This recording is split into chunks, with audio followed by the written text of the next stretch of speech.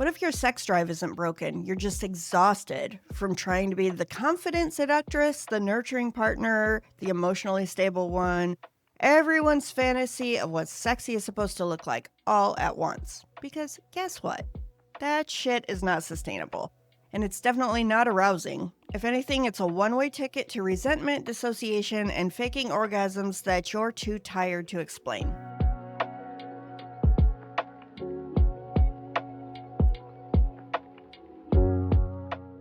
Hey love, welcome back to Untamed Ember, the podcast where we get real about shame, sex, and why your ex was probably the problem. I'm Dr. Misty, sex therapist, erotic liberation nerd, and the human embodiment of don't tell me what to do. Around here, we talk about the messy, the magical, and the downright rebellious side of desire. And this week, we're burning the binary gender rulebook to the ground. In today's episode, we're diving into how gender roles quietly or not so quietly kill desire for all of us. I'm going to share a personal story about being stuck in a sexual role that felt all wrong, and then we'll break down the cultural scripts mess with our pleasure. You'll also get some juicy reflection questions, and there's always the companion worksheet waiting for you in the Ember Vault if you're ready to unscript your sex life. Let's get into it.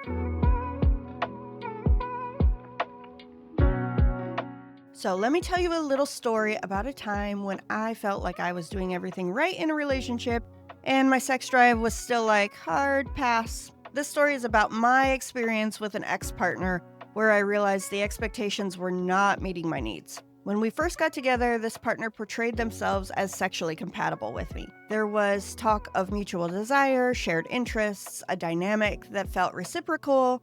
But over time, things shifted, and he started sharing more and more about his fantasy of being dominated by a woman, and that quickly became the unspoken expectation every time we had sex. I didn't consent to that shift. It didn't meet my sexual needs.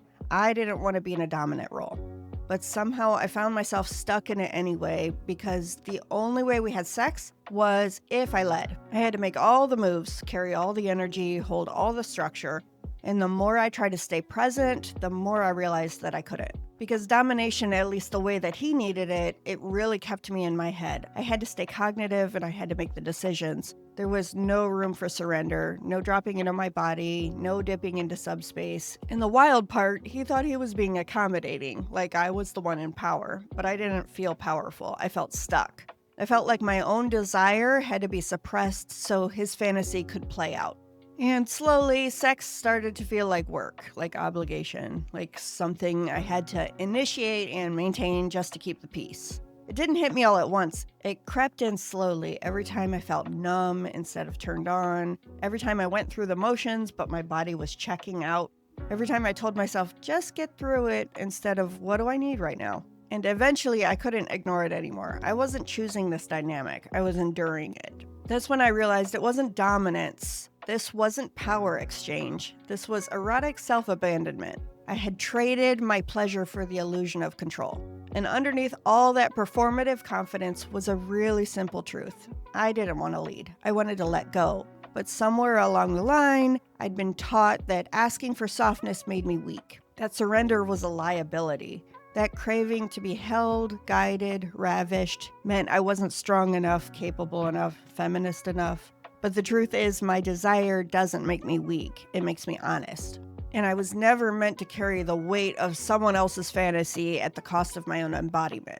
Once I finally named what was happening, it was like I couldn't unsee it. This wasn't about just one partner or one dynamic. It was about the messages that I'd absorbed my whole life about what desire is supposed to look like and what I'm supposed to be inside of it.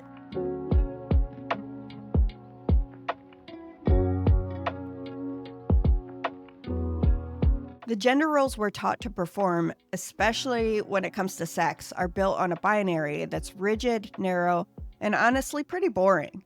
There's the dominant masculine, the receptive feminine, the pursuer, the pursued, the confident initiator, and the passive object of desire. And these aren't just personality traits. They've been marketed to us as defaults. And if you don't fit the default, you get shamed, or ignored, or fetishized, or told you're the problem.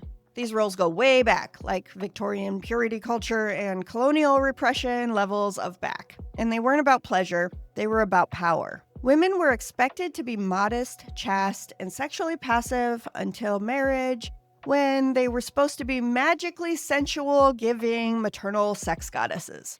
Meanwhile, men were taught that wanting sex was their nature and not wanting it was emasculating. Desire became a performance of gender, not a personal embodied experience. And that performance, it lives in our bones now. Even if we intellectually know better, a lot of us are still acting out scripts we didn't write. Maybe you learned that being turned on means being loud, flirty, or always in the mood. Maybe you were taught that your job was to please your partner first, that your own arousal was secondary or even selfish. Desire isn't supposed to be a performance. It's not a role to master or a character to play. But when you've been fed a script your whole life, taught to look hot but not hungry, confident but not needy, sexual but only in the right ways, it's no wonder your turn-ons get tangled in shame. That kind of conditioning doesn't just live in your brain. It lives in your nervous system, in your body, in the way you second-guess your wants before you even feel them. That's not your truth. It's programming. And just because it's been rehearsed 1,000 times doesn't mean it deserves an encore. So let's pause here. Not to fix anything, but to get curious. Because when you start asking whose voice you're channeling in bed and whose gaze you're performing for, that's when shit starts to shift. So here's your invitation this week. No judgment, no fixing, just curiosity. Ask yourself, what role do I default to in sex or relationships? Is it the one who nurtures, initiates, waits to be wanted, performs competence?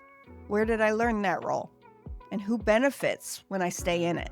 Do I actually want to show up in that way, or is it just what's expected of me? And what do I notice in my body when I try to step outside that role? These aren't questions to answer perfectly. They're questions to sit with in the body, in your journal, maybe even in your next orgasm. Because your real turn-ons, they're hiding behind the scripts you've been taught to memorize. If those questions stirred something up or made you want to burn an old version of yourself to the ground, you're exactly where you need to be. I created this week's companion worksheet to help you go deeper into all of that. It's called Unscripted and Unbothered, Dismantling the Gender Role Turnoff. And it's not about being more empowered or more confident. It's about being more you. Inside, you'll find reflection prompts to help you unlearn the sexual roles you were handed, get honest about which ones you're still performing, and still making room for desire that doesn't fit the binary. You can grab it right now in the Ember Vault, our member hub at untamedember.com. It's $19 a month to join, and it gets you weekly worksheets, podcast extras, and exclusive resources to help you reclaim your pleasure without apology, or gender scripts, or performative bullshit. Just the good stuff. Before we wrap up today, I want to share something that came into the inbox recently. A listener, we'll call her Sam, wrote in with something that really resonated with this month's theme. She said she's been in a long-term relationship for over a decade, and while it's not abusive or overly toxic, it's just kind of flat. She described years of performing a role she didn't choose, always being the caretaker, the emotionally safe one, the one who keeps things moving. And in the bedroom, that pattern showed up too. Sam told me she realized recently that she's never actually asked herself what she wants, sexually or otherwise. She said it hit her one morning while folding laundry. The house was quiet for the first time in a long time, the kind of quiet that feels like too loud. And her kids are grown, her job is stable, her marriage isn't awful, it's fine, predictable, safe. But something about the stillness of that morning made her stomach twist. She told me, I couldn't remember the last time I did something just because it felt good. Not helpful or productive, and just good for me. She started tracing it back. Years of being the emotional anchor and the reliable one. The one who just showed up with a clean house and a calm voice and the right words. The one who always knew how to make other people feel okay. And in bed, it was no different. Every interaction built around keeping the peace, preserving comfort, making sure her partner felt wanted, even when she didn't feel anything at all. She said it wasn't that I hated it, it just didn't feel like mine. Now, she's in her 40s and she's sitting in that quiet with her folded towels and her clean house and this aching question that won't leave her alone. What if I don't even know what I like sexually anymore? Like I've performed so many roles for so long, I don't even know what's real. Sam, I felt that so deeply in my chest. My chest muscles tightened when reading your words. And I wanted to start here because what you're naming, that fog or ache, that realization that you've built a whole life while your own wants quietly receded in the background. That's not just real, it's common. And it doesn't make you late to the game, it makes you brave. You've done what a lot of us were taught to do. Be the peacekeeper, the caretaker, the one who gives and gives and gives. And now you're in the pause after the storm, the moment where everything is still and you finally have time to ask yourself that question that's been waiting under the surface for years. What do I actually want? It's a terrifying question because it doesn't just open up a door to desire, it opens up a door to grief too. It opens the door to all the times you silenced yourself for somebody else's comfort, the sex that you tolerated, to the moments you said yes with your mouth but no with your body. But here's what I want you to know, Sam. That question, that means you're coming back to yourself. You're not behind. You're not broken. You are finally becoming. And right now, the most powerful thing you can do is to stop trying to have a clear answer. Desire doesn't always arrive with a name or a plan. Sometimes it starts with just a little feeling, like a flicker or a pulse or a whisper of curiosity.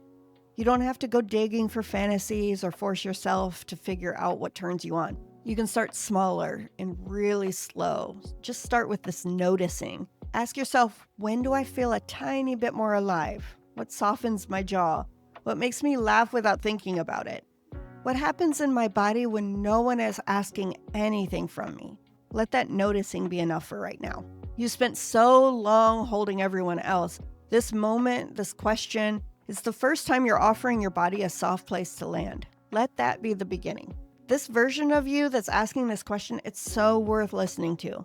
She's not a problem to fix. She's a voice to trust. That's your inner instinct.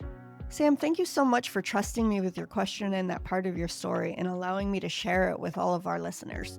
I know how vulnerable it is to even ask, especially when you've had a lifetime of being the one who holds it all together. And for anyone else listening who felt a little too seen just now, you're not alone. These questions matter. Your voice matters. And the parts of you that feel uncertain or quiet or newly curious, they belong here too. If you have a question you'd like me to explore on the podcast, whether it's something you've never said out loud or something you're still figuring out how to ask, you can send it to hello@untamedember.com. You can stay anonymous or use a nickname, or I'll make a nickname up for you if you'd like. I read every message and I'll always respond with care.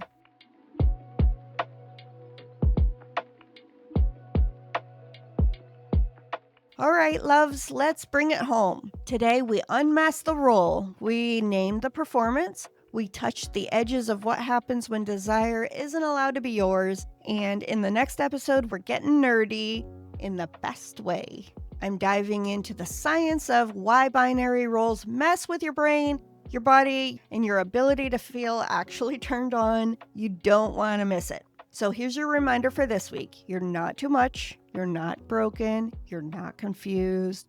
You're just done being cast in someone else's fantasy. And honestly, that's hot as hell. You deserve a sex life that's shaped by your actual wants, not gender scripts, not expectations, not roles that look good from the outside but leave you disconnected inside. We're not here to be sexy cardboard cutouts of what someone else finds desirable. We're here to feel, to choose, and to burn the rulebook and write something wilder, messier, and way more honest. Next episode, we're going even deeper into what happens when your erotic brain gets forced into a binary it's never meant to live in.